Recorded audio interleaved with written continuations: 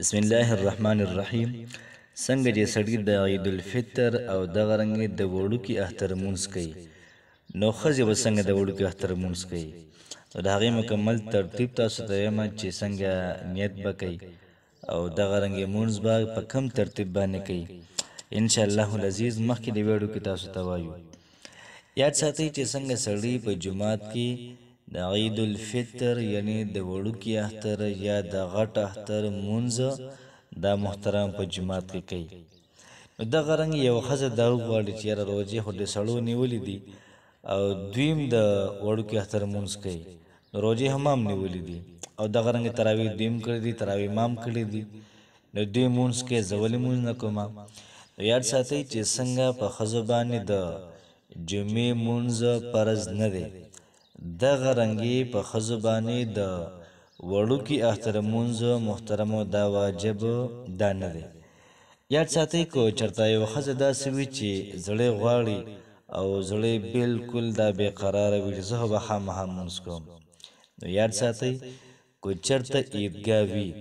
او د ښځو د مانځه پروګرام پکې وي، بعضې علما وایي چې په ستر باندې به هلته لاړې شي، دغه رنګ برقه به واچي، هلته کې به لاړې شي، مونځ به وکړي، مکمل د فردي اهتمام سره کو. مخکې نه ځای د دوی لپاره وي، مخکې نه د دوی لپاره څه بندوبست وي، بې ټیک ده. که چېرته بندوبست مخکې نه وي په عیدګاه کې د زنانو د مانځه لپاره، نو بیا به زنانه څه چل وکړي،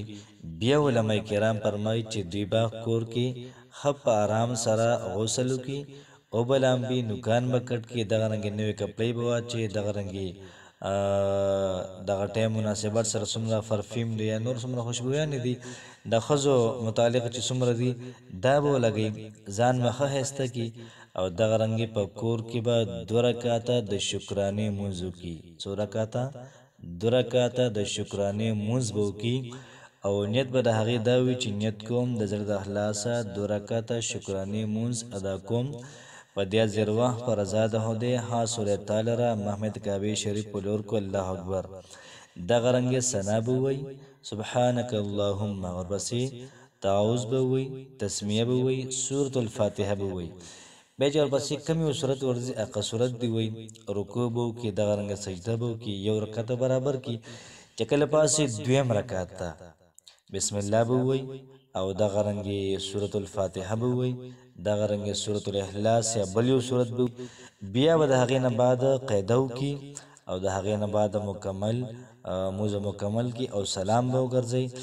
بیا به د هغې نه بعد درود شریف وي او دعا به وکړي. یا الله پاک ستا ډېر زیات شکر دی